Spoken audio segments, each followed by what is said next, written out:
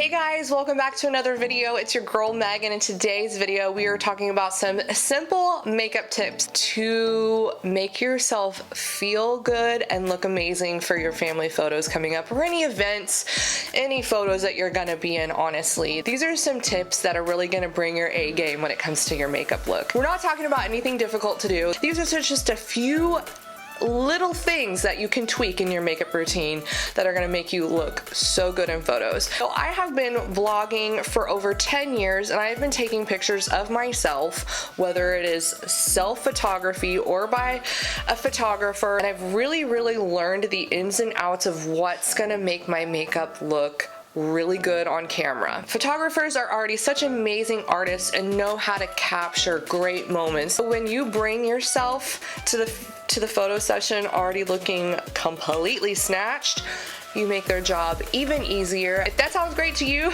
make sure you stick around, but before you do, hit that thumbs up button, hit the subscribe button so we can be friends, and then also make sure to follow along on social media, especially on Instagram. I am continually active on Instagram stories daily and I share lots of tips and tricks, especially easy, attainable makeup tips. If you like attainable beauty, I am your girl. Let's stick around and just get started with these really easy makeup tips for photos.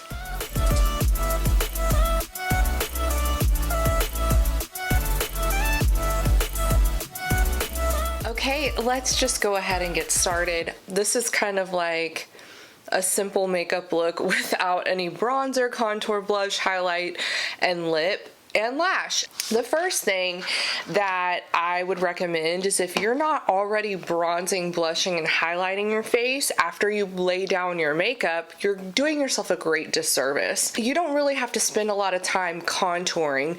You're just gonna bring a little bit of like definition and warmth to the face.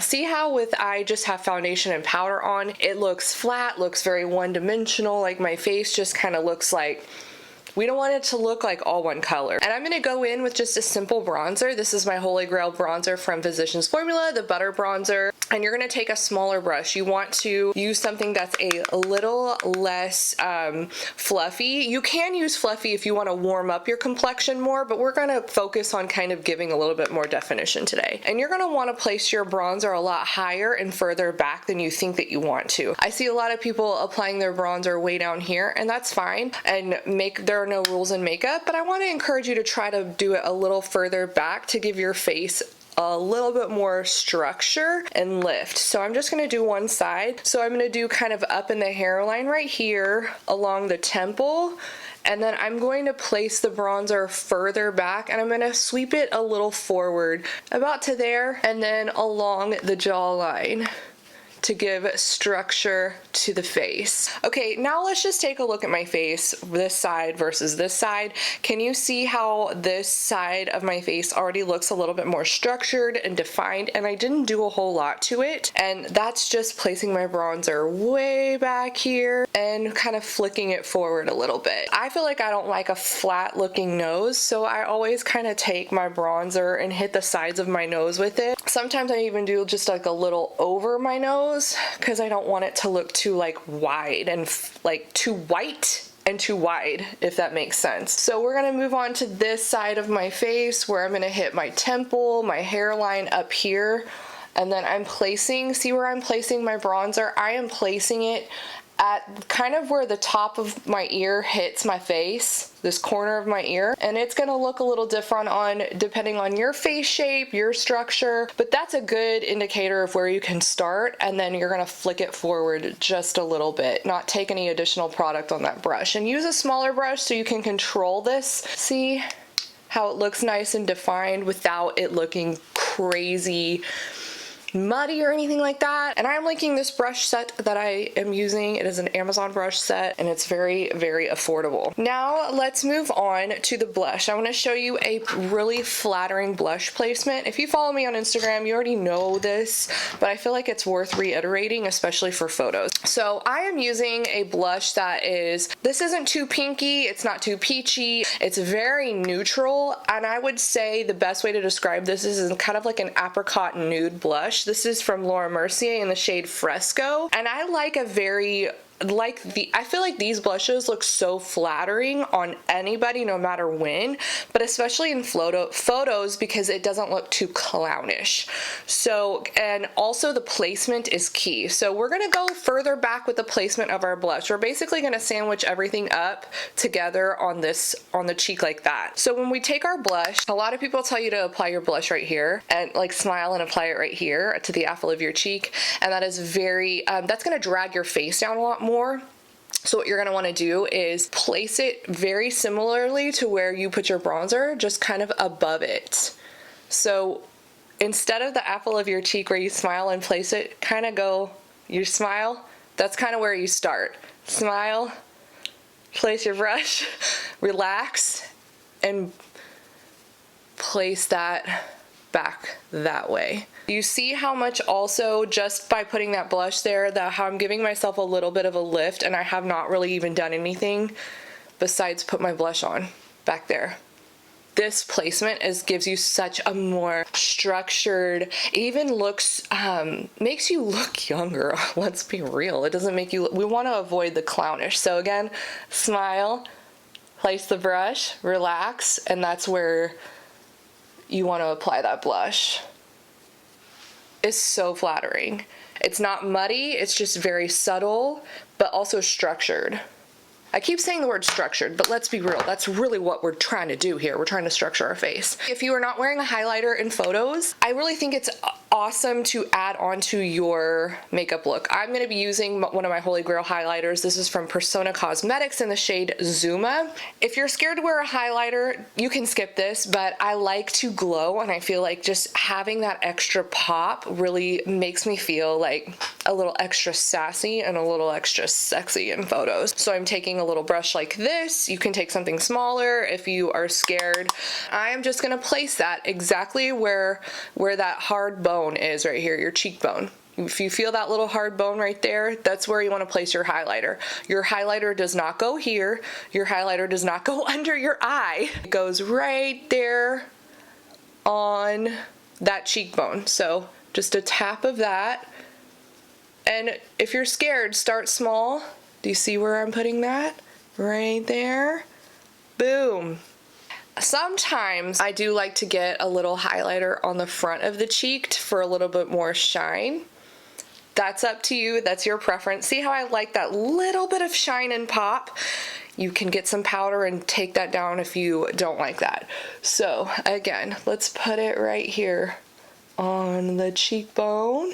You can take the highlighter a little forward, but you don't have to. This is just to give that extra definition and pop. All right, we're gonna move on. I did my eyeshadow and I put on mascara. And this is fine and dandy for what, you know, like normal makeup, just me leaving my house, but I want an extra little something, and I always recommend false lashes for photos. People are very hesitant for false lashes, but let me tell you, it makes such a huge difference in the way that you look in photos. It makes you look more awake. It makes you just kind of define your eyes and gives yourself a little fluttery sexiness to yourself, you know? And I think lashes are very important. I know people are very scared, like very hesitant to put them on because they don't feel comfortable wearing them. They feel like they look clownish. They feel like they don't look like themselves, but let me tell you something. Your lashes disappear in photography, like your natural lashes do. As soon as you put on a pair of false lashes and take a photo of yourself and see yourself like after your photos have been given back to you by your photographer, trust me when I say, you're not even gonna notice the fact that you are wearing false lashes unless the photographer literally like gets right up in your face. Let's say, all right, I'm a little scared to wear falsies. Do my little half lash trick. I did this on Instagram where I showed you how to cut lashes in half and apply them to the outer corner of your eyes, and it still gives the same beautiful effect of false lashes. They're more comfortable to wear. You feel a little more like yourself. Like they're very beginner friendly, and they're a lot easier to apply. If you are scared to put on a full strip lash, grab a pair of lashes, cut them in half, and try a half lash. However, I will say, do not try lashes for the first time the day of when you're gonna go get your photos taken.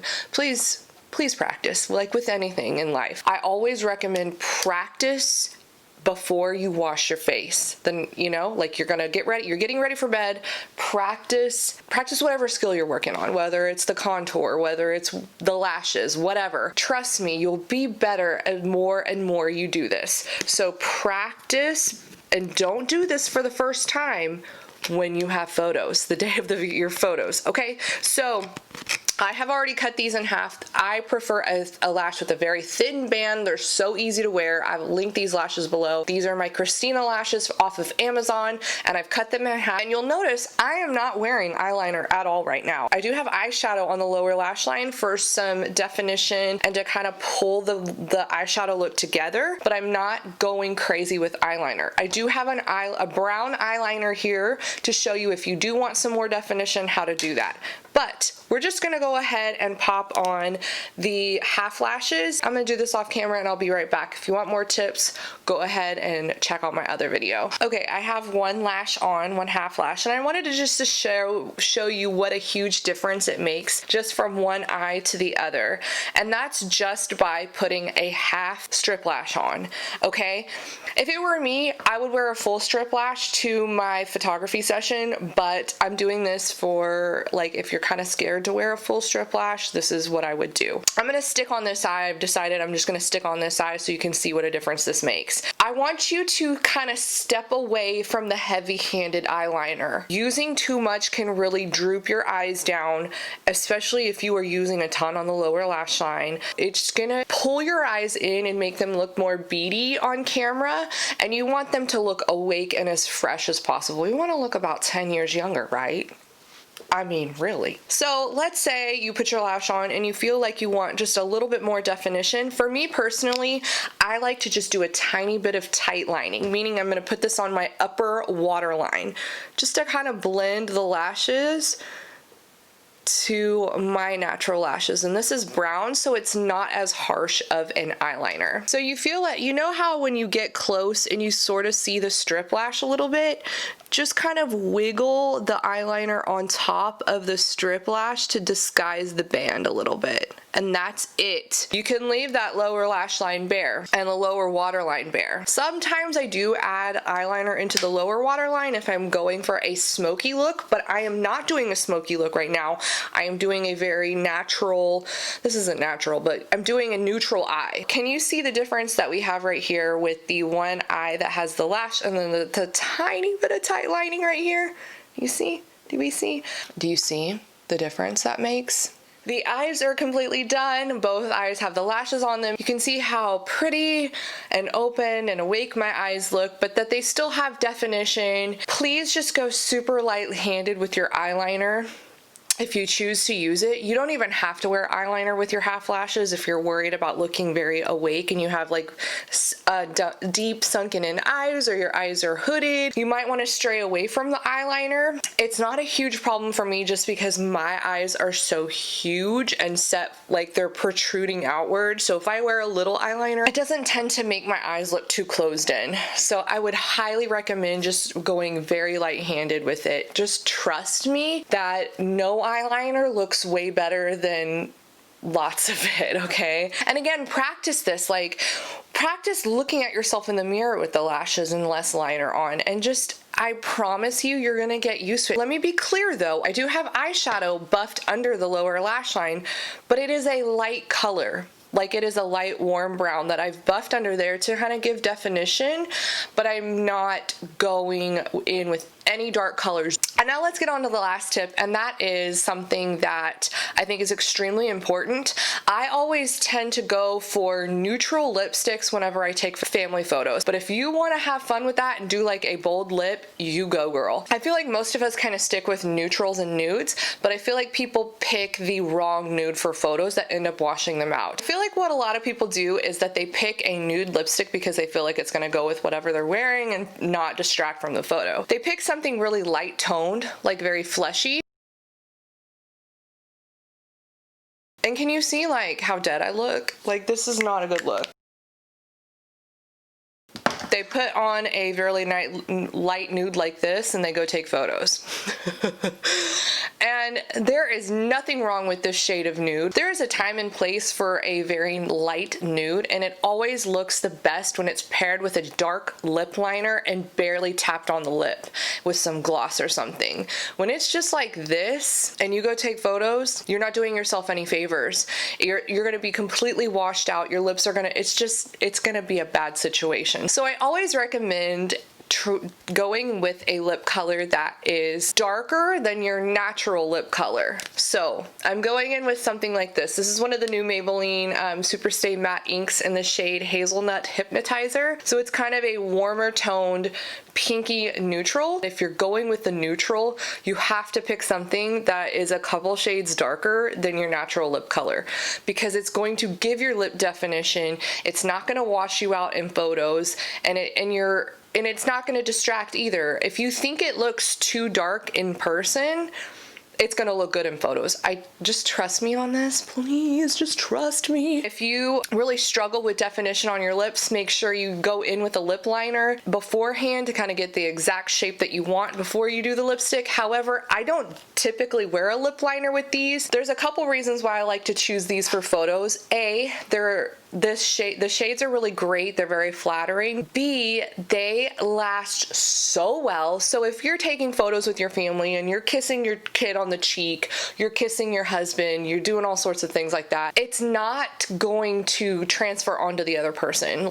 So that's why I kind of tend to stay away from glosses and stuff like that for family photos. But gloss is great if you want to wear gloss and you're not going to be kissing anybody or getting your face rubbed by any child or whatever, then don't do it. And the last reason why I really love these lipsticks is because they have such great applicators. This little pointed applicator makes it so easy for me to where I don't even need to feel like I need to go in with a lip liner. I can get very precise application with this. So I'm just going to go ahead and apply this right now.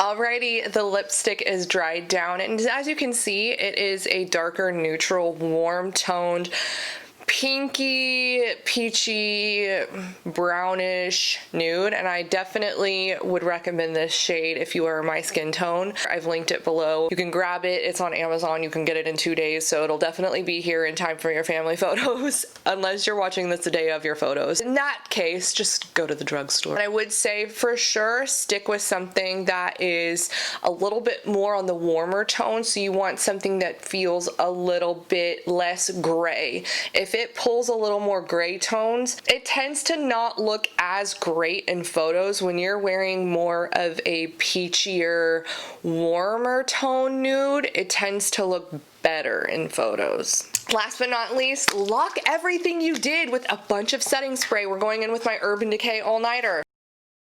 Setting spray not only locks in your look, it also melds all your powders together, makes you look a little fresh, and this is gonna last you. We are done. That's the final look. And the last tip I want to give you before we bring this video to a close is to just embrace your imperfections. It's okay if you have acne. It's okay if you have textured skin. It's okay if something about you is just not perfect. Nobody's perfect. None of us are. We all have our insecurities. We all have our imperfections. That's fine. Embrace it. Just be in the photo. Be in the photo, okay? Take the family photos. You're not going to regret 1 second of it, okay? But that's it. If you like these tips, let me know. I will do more of these kinds of things. I am into these subtle tips that make a big difference with your makeup routine. Hopefully this video was extremely helpful for you. That's it. We're going to go now. So cheers to great family photos, and I will see you all in my next video. Thank you so much for watching.